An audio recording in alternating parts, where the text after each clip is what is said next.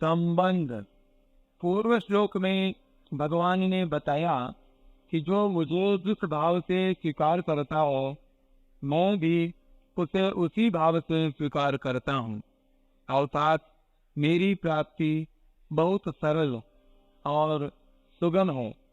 ऐसा होने पर भी लोग भगवान का आश्रय क्यों नहीं लेते?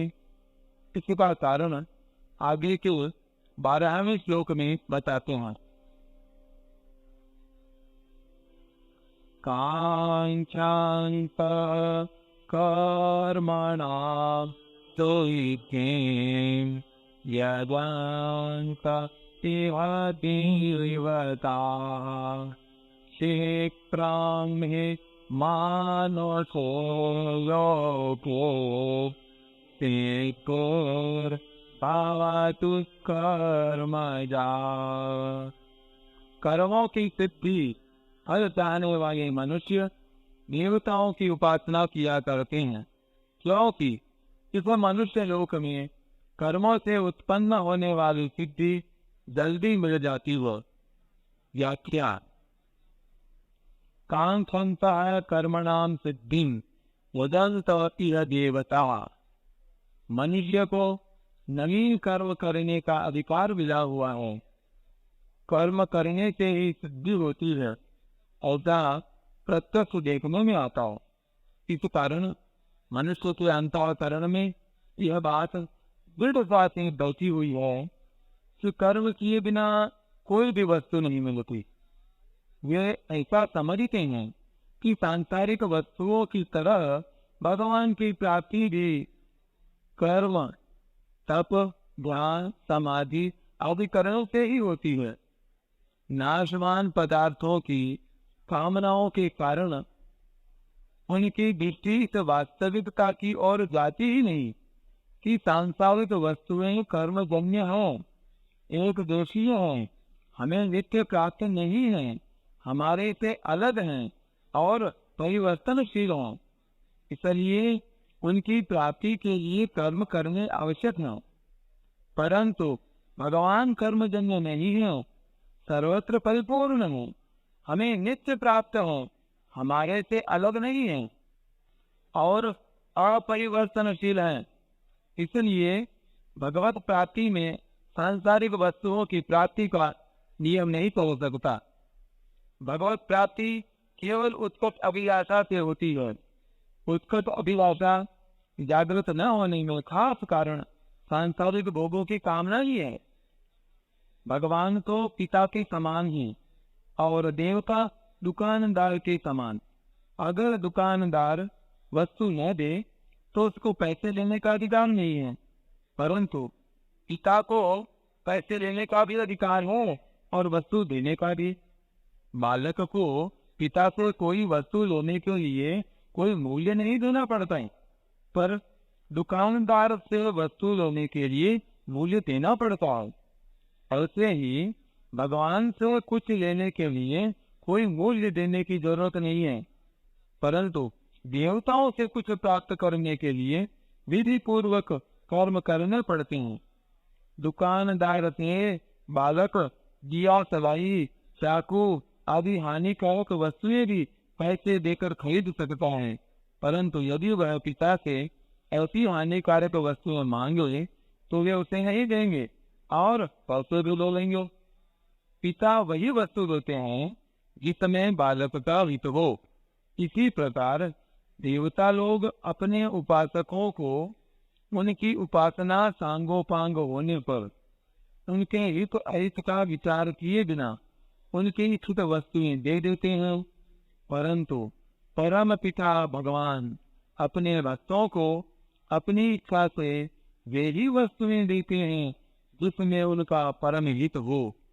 ऐसा होने पर भी नाशवान पदार्थों की आसक्ति, ममता और कामना के कारण अल्प बुद्धि वाले मनुष्य भगवान की महत्ता और सुहृदता को नहीं जानते। इसलिए वे अज्ञानवश देवताओं की उपासना करते हैं। क्षिप्रम ही मानुषो लोके सिद्धिर्भवति कर्मजा। यह मनुष्य लोक कर्म भूमि है। कर्मानुबंधुनि मनुष्य लोके, इसके सिवाय दूसरे लोक स्वर्ग नरक आदि भोग भूमियां हैं। मनुष्य लोक में भी नया कर्म करने का अधिकार मनुष्य को ही है, पशु पक्षी आदि को नहीं। मनुष्य शरीर में किए हुए कर्मों का फल ही लोक तथा परलोक में भोगा जाता है। मनुष्य लोक में कर्मों की आसक्ति वाले मनुष्य रहते हैं। कर्म संयुक्त जागते, कर्मों की आसक्ति के कारण इस कर्म जन्म सिद्धि पर ही युक्त होते हैं।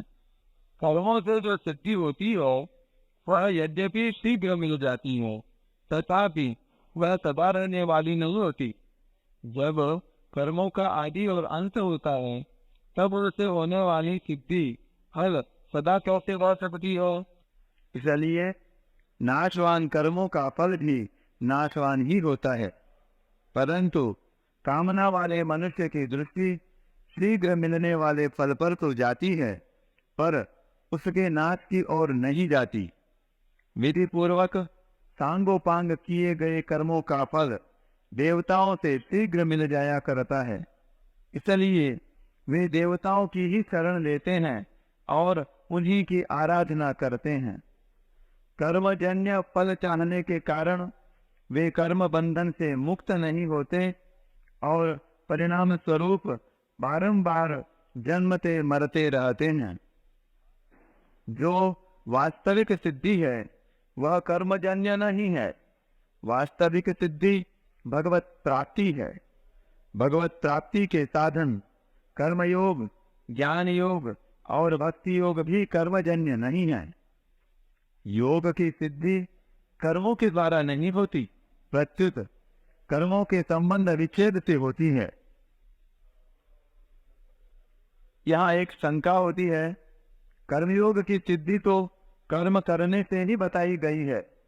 आरुरुक्षोर मुनेर योगम कर्म कारणम उच्यते, तो फिर कर्मयोग कर्मजन्य कैसे नहीं है। इसका समाधान यह है कि कर्मयोग में कर्मों से और कर्म सामग्री से संबंध विच्छेद करने के लिए ही कर्म किए जाते हैं। योग परमात्मा का नित्य संबंध तो स्वतः सिद्ध और स्वाभाविक है, अतः योग अथवा परमात्मा प्राप्ति कर्मजन्य नहीं है। वास्तव में कर्म सत्य नहीं है, प्रत्युत परमात्मा प्राप्ति के साधन रूप कर्मों का विधान सत्य है। कोई भी कर्म जब सत के लिए किया जाता है तब उसका परिणाम सत होने से उस कर्म का नाम भी सत हो जाता है।